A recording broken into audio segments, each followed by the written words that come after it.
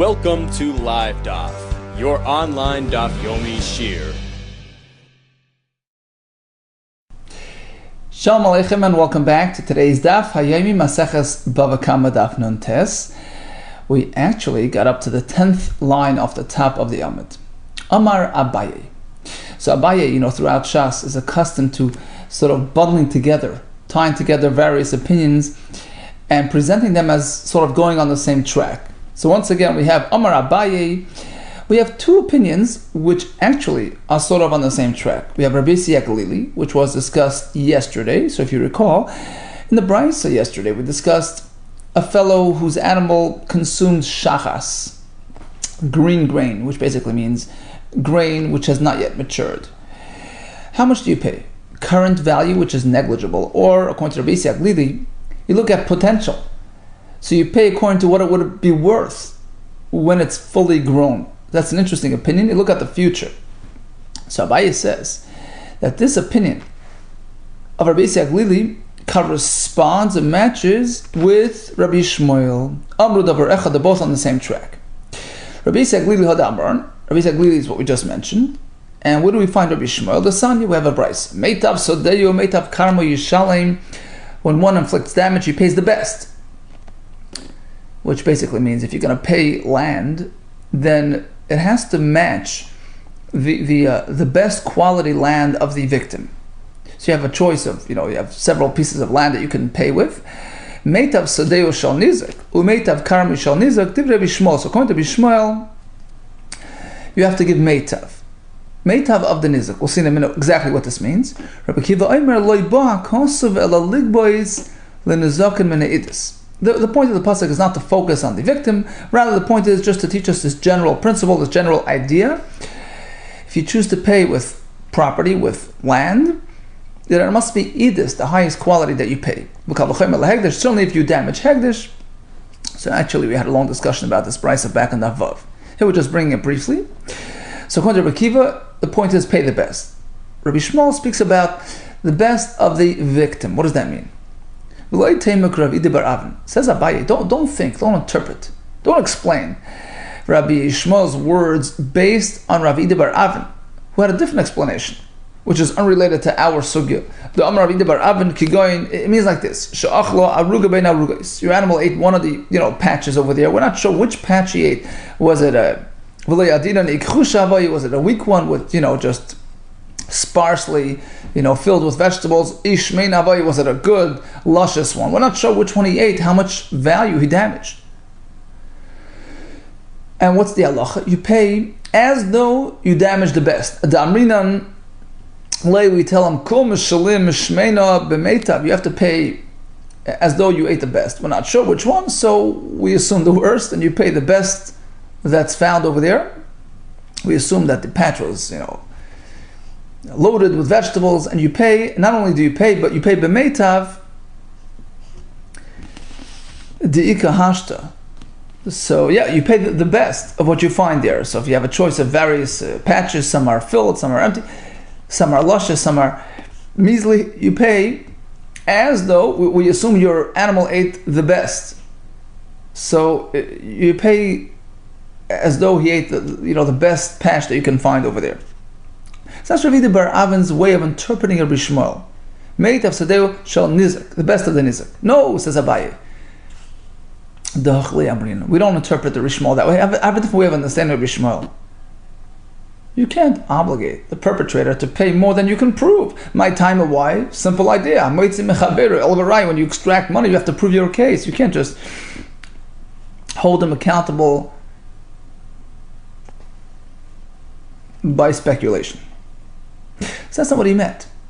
All Rabbi Shmuel was saying was like this: if your animal ate something which is still in the middle of growing, rather than paying its current, negligible value, you pay b'meitav kamei. You imagine, you picture, you anticipate, you forecast what it would have been worth fully grown. What does that mean? As though it's fully grown. So bottom line, we have two Tanoim, Rabbi Shmuel and Rabbi Yehuda Kessler in our sugya, who both conform to the same idea. It's about potential, it's about future value.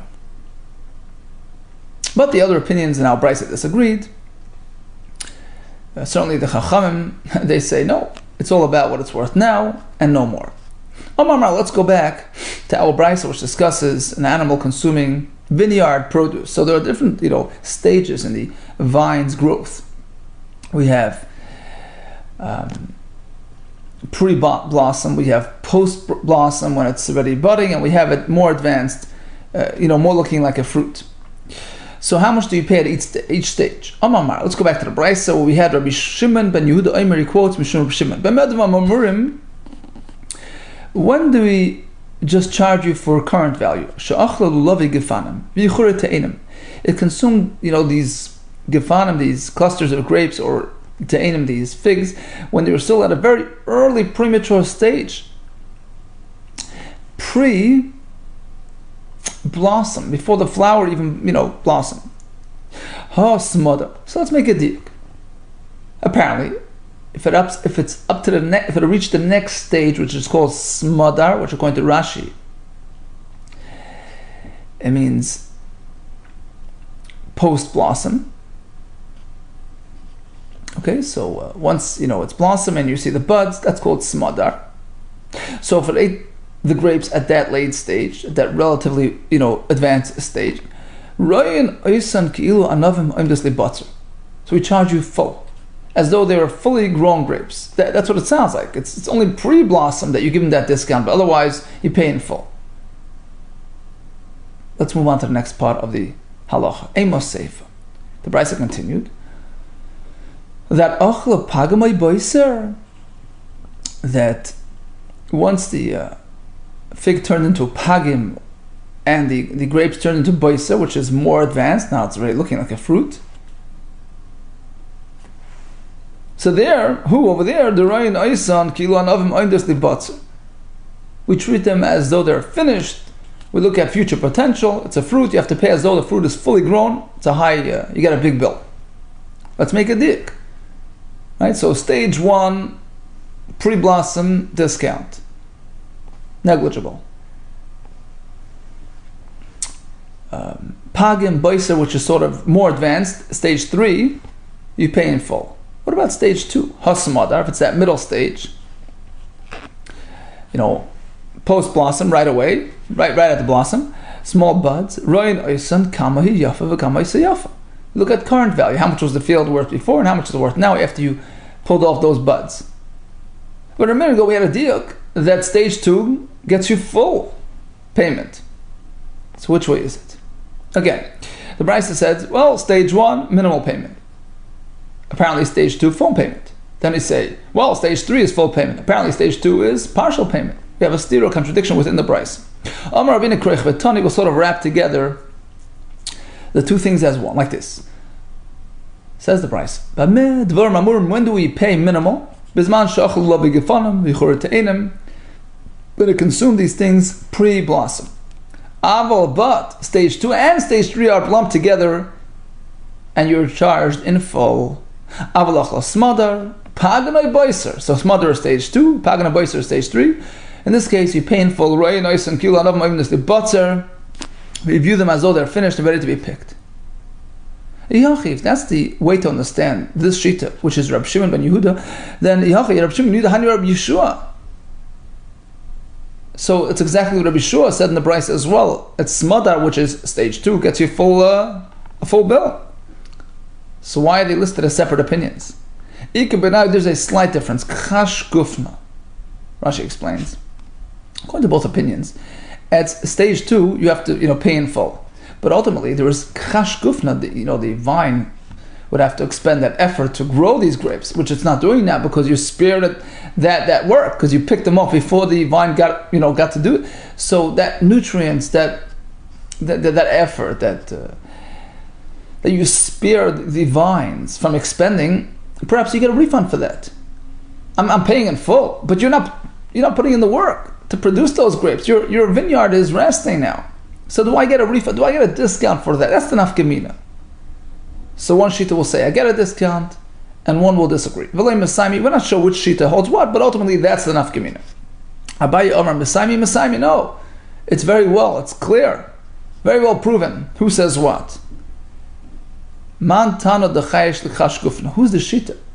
Which reckons for this, saved effort and basically weakening of the vine, which I get a refund for. Who's that Shita? Rabbi Shimon Yehuda. It's the second Shita. It's not Rabbi Shua. He doesn't give you that discount. It's Rabbi Shimon Yehuda, because we find that he subscribes to this idea elsewhere, the Sanya. In a similar case, we'll give you a refund for work not done, for sparing the effort on account of the victim. Rabbi Shimon Yehuda, Imam Shimon Nasir. So it's Rabbi Shimon Yehuda speaking about an oinus, a fellow who forcibly gets involved with a woman. Eina mishalmas atzar, although there is fines and payments, but not paying tsar, because that would happen in any case with her husband. So you get a refund for that.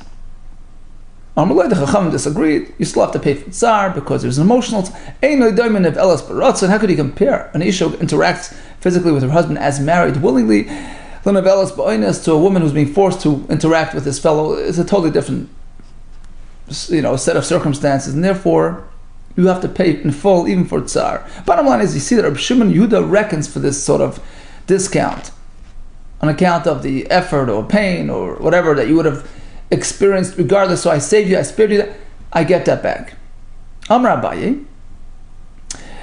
So on this topic of refunding for expenses that would have been experienced regardless, Amar Abaye, Hani Tanoi, the following two Tanoi that I'm going to quote in a minute, Rab Shimon Yehuda, and this sheet that we just mentioned, Amar Davar Echad, once again Abaye is sort of lumping together, bundling together, they're all on the same track, you get a refund. Rabbi Shimon Yehuda Amar, that's what we just mentioned. Hani Tanoi, what are the other two Tanoim? Mahi, where do we find them? The Sanya. So we're speaking about a totally different story. A fellow struck an Isha who was expecting, and he harmed the unborn children.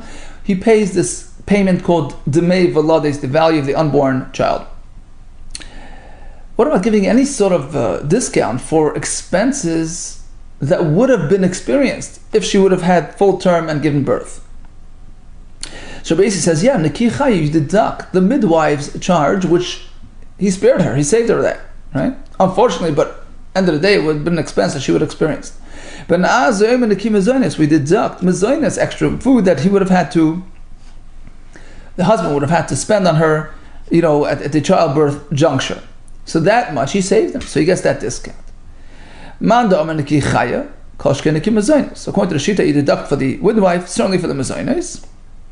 It's a justified expense that would have been, but according to the one that says deduct for the expense, for the eating, you don't deduct for the midwife. Because the husband can claim, I would have never spent that money. My wife, she's capable, she doesn't need a midwife. So bottom line is, we find several opinions which sort of revolve around the same idea, although you're liable and you're obligated to pay, to compensate, but we sort of, we factor in expenses which would have been spent and from which the victim was spared right now, and you get that discount. Okay, we had a story yesterday. We're going back to that story now, where a fellow chopped off a palm tree. So the Reish Galusa, the head of the community, obligated him to pay outright value. Rav Nachman said, no, shishim. You work with the 60 formula, which basically means you take 60, palm trees and you evaluate that, and then you sort of deduct for this one that's missing. That's sort of like a compromise formula, in which case you don't pay too much or too little, right? We discussed it yesterday. So they had a similar story, where some fellow chopped down a palm tree, and they did Reb Nachman's 60 formula. There's another version, Papa. That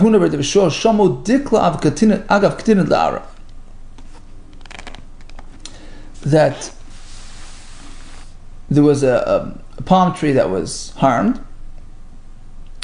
and instead of focusing on the value of the tree itself, they sort of evaluated how much a little piece of land, Ketina Dar is a small plot of land with a palm tree on it, would go for, how much it would be worth, which Rabbeinu Peretz says is also based on the Shishim formula, so 60 times as much, and in a field itself. So you look at the entire picture in totality, and you deduct for this fallen tree, and that's how much you pay. Says the Gemara, "V'hilchasa kavasei d'Rav Papa, v'Rav Huna, v'Rav Yeshua." We pass like this shita, that we bundle it, we broaden it, we look at a big picture, b'dikla d'arma, regarding a palm tree which wasn't so chashav, a dekel arami. So that's sort of subordinate to a field. When it comes to a Persian palm tree, which is very chashiv, Rashi says in the bottom line, dikla parsa, chashivu ma'oid, it's very high class, v'nisham fnei atzmei, very high value tree, and it's sort of, you focus on the tree itself.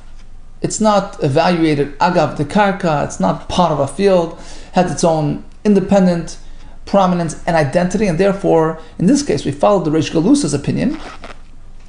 You chopped it, you pay it. Says the Gemara, Eliezer Ze'ira, that was his name, Eliezer the small one, which is a lashon of a humility, like we have Shmuel HaKatan elsewhere. So that was his name. Havasayim Misani Uchmi. He was wearing black shoes, which is, Rashi says, a minhag of avelim, of mourners. Nardo is walking through the streets of Nardo. So the Reish Galusa's people, which weren't always the most high regarded people, they sometimes had a little bit of a compensating and violent streak to them. So they encounter this tzaddik walking down the street with his black shoes. Amr Lane, they ask him, what's with the black shoes? Amr Louis says, what do you mean? Yerushalayim, Chorban Yerushalayim, to come out Vilna, Yerushalayim, I'm mourning in Yerushalayim. So they took offense. Oh, he's Amr Lay at Chashivas L'Sabula Yerushalayim. Are you chashav enough to misabel Yerushalayim? Savar Yuharahu. They figured he's being, hardy. Asu v'chavshu, and they took him and they locked him up, put him in jail. Amr Lucy says, Gav Rabbana, I'm a Talmud Chacham. Don't just, Amr Lay says, how do we know? Can you offer us some sort of litmus test that we can test you? Amr Lucy says, sure. Here's the deal. Oy atun bo'u minay milsa. You have a choice. Either you ask me something and see if I can answer. Oy anoy bo'u minay milsa. I'll ask you something and ask you and see if you can. Amr Lucy, so they said, sure. Boyat. Good. We're up for to challenge. Present us with a stumper. Amr Lucy says, okay, I have a question. Haiman the cuts kufra. My mishon. A person chops down.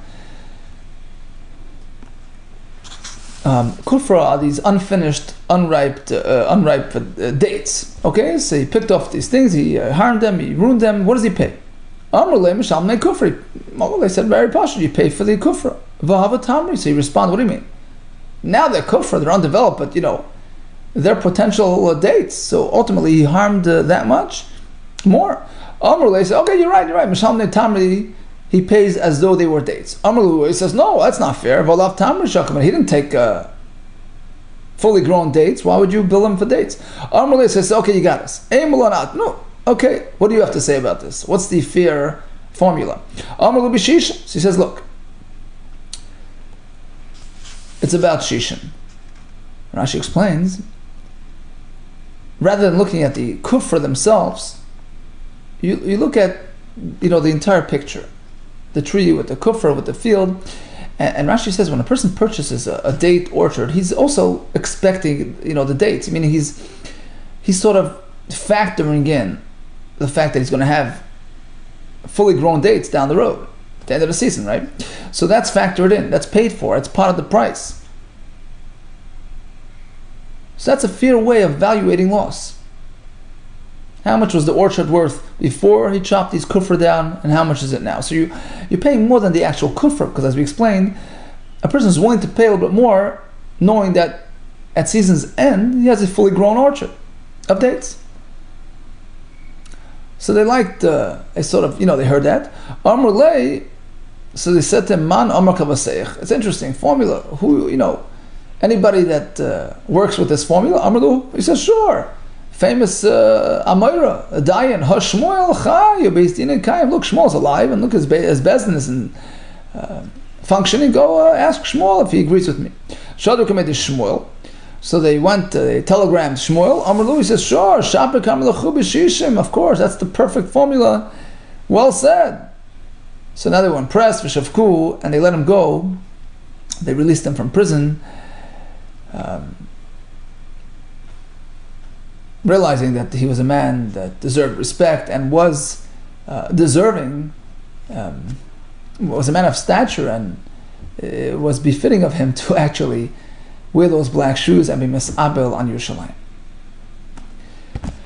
Okay, now this idea of evaluating agav, a field, and doing the shishim formula, Reb Shimon says, that's only if the pears that the animal ate were unripe and unfinished, and they're still sort of relating to the field with the garden. So it's sort of all one thing. But if the fruit was fully grown, pears gemurim, and the animal just ate up a bunch of bananas off the tree, you pay full value.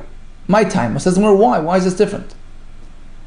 The answer is like this. When the Torah says, evaluate the damage based on the total value of the field, which teaches us this idea that we sort of relate to the field, that's only with something that's still connected to the field. And still needs the field to grow. So it relates to the field, identifies with the bigger picture. But fully grown fruit, they're out of there. They don't need the field anymore. They're fully grown. So therefore you pay value for value. You should know that Rav, he paskened with an actual story like Rabbi May. We'll see in a minute what that means. When it comes to the halacha and the Beis Medrash, he paskened to his talmidim, to his students like Rabbi Shimon. Explains it more. Don Rav Rabbi May, on the one hand, he paskened like Rabbi May, the Sanya Kosev l'Rishon l'Chas Malay. So we have a field which is designated for the ksuba payout to the wife. Okay, so she's still married, but we have a field which was sort of earmarked for that. The husband decided to sell that field. Kosev l'Rishon, he wrote a sale document to Reuven, and the Isha failed to sign on to that shtar, meaning she didn't consent to this sale because she has a full right to withhold that sale. It's her lien. But it happened again, a second time. The husband sold it to Shimon, and this time she actually signed on to the document. She loses the ksuba rights, meaning she abandoned this lien because, she can't say, well, I was just trying to be nice to my husband. Well, the first time around you weren't. First time around you didn't cooperate. So why did you the second time around? Apparently, this time you decided to sell it. No. She can just say, look, I was trying to be nice to my husband. What kind of claim do you have against me? It's unfair.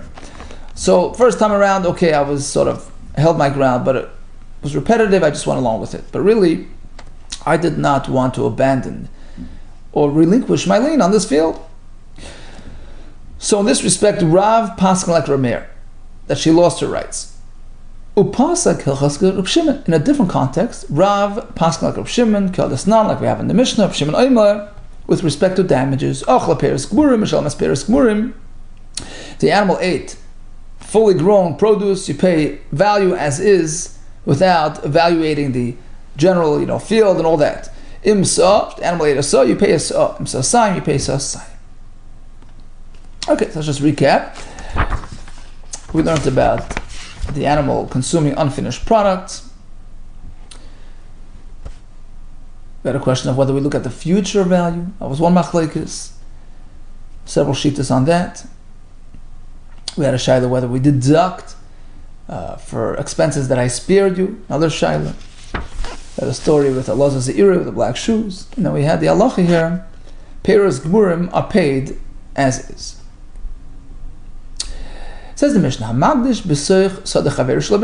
person made a godish, pile of grain, in his friend's backyard without permission. And his animal ate my stuff, potter. He doesn't have to pay for that. I had no permission to be there. On the other hand, if his animal slipped on my stuff, I have to pay. If I had permission, and your animal consumed my stuff, you have to pay. Well, the Mishnah says if you gave me permission and you're responsible, that's not going like Rebbe, who requires explicit commitment to guard my stuff. Otherwise, you're not responsible. The Rebbe, going to Rabbi Ha'amar, who says, you're not liable for my possessions in your territory unless you specifically said you're undertaking that achrayus. Omar Papa, the reason why in our Mishnah you are responsible, the landowner. We're speaking on a fellow whose job it is to watch over, grains and stuff like that. So this shomer, this guard, was hired for these to watch over these things. So once he tells me, bring in your grain and pile it up, what he meant really to say is, bring it in, I'll watch it, because that's his job. So it's understood. Says the Mishnah, person took a fire and hands it to somebody irresponsible, and he burns down the city. In Bezdin they can't do anything because I only caused, I'm a grama. I didn't actually do anything, but in Shamayim they hold him accountable. But if I sent a fire in the hands of a mentally stable and healthy person, and he burned down the city, he has to pay. Now let's say Reuben brings the fire to the party, the other fellow brings the firewood. So Shimon is the one who caused the mazik. Shimon brought the firewood, he's the chayiv. On the other end, or first Shimon brought his fire and his firewood, and then Reuben brought the fire. So he made the mazik. Reuben is chayiv. Now suppose, the fire was sort of dormant, wasn't going anywhere. But fellow comes along, Levi, and comes and blows up the fire and blows into it and gets it going. He's chayiv. But if the wind did it, kulam tur and they're all pot. When do we say that handing the fire to the cheresh at the katan exempts me? Only if I gave him a coal and he, the katan, got the flame going. But if I gave him an actual flame, which can cause a fire, I'm chayiv. My time of why massive gormally, my activity, my act caused the fire. See, Rish Lakish held that the chiyuv of eish is mishum mamoinai. Rabbi Yehuda says mishum chitzav. It's like an arrow. It's a personal act. Rish Lakish says it's like your possession, like your animal. So here, when I took a fire which is burning, right, a shalheves, a flame, and I handed it over, I'm responsible. It's like my possession. So whether I gave it to it doesn't matter. Even if I gave it to a katan, I'm chayiv. Rabbi Yehuda Amar, no, I feel emotionally shalheves pot. Even if I gave him a fire outright, I'm pot in my time of why. Tzavsa the cheresh gomal, the association of the cheresh with the fire caused the the damage. Because Rabbi Yehuda holds ishay mishum chitzav. Why am I chayiv when I burn? It's like my arrow. It's a personal expression. But if there is somebody else involved, a cheresh is the one that's actually spreading it. It's his issue, not mine. The only way I'm chayiv, is silta shraga. The only way I'm chayiv when I give it to a cheresh is that if I'm totally careless and negligent, I give him the little spindles, the gavza, the silta. The gavza is the firewood, silta is the little spindles to start the fire, shraga, and a candle with an actual flame. Because in that case, I'm so outright negligent. It's called a pshia mamish. Because certainly in that case, my activity, my act caused the fire. Okay, so once again, we had a block discussing an animal damaging unfinished produce. Chacham say we look at current value. Other shittas say we look at the future value. Sometimes we deduct for expenses which you would have incurred had I not come and damaged. We discussed different ways of evaluating damage to a palm tree, depending on its significance, on its chashivus. We had the story of the Rish Galusa and Zeiri and Elazar Zeira. We had the Shita Reb Shimon. Peiros Gburim generates actual value payment. And we had the Mishnah with the Gadish in the other fellow's backyard. We had the story with the fire handed to the Cheresh Shoyt B'Katan. All the best to you and Atzlacha Rabbah.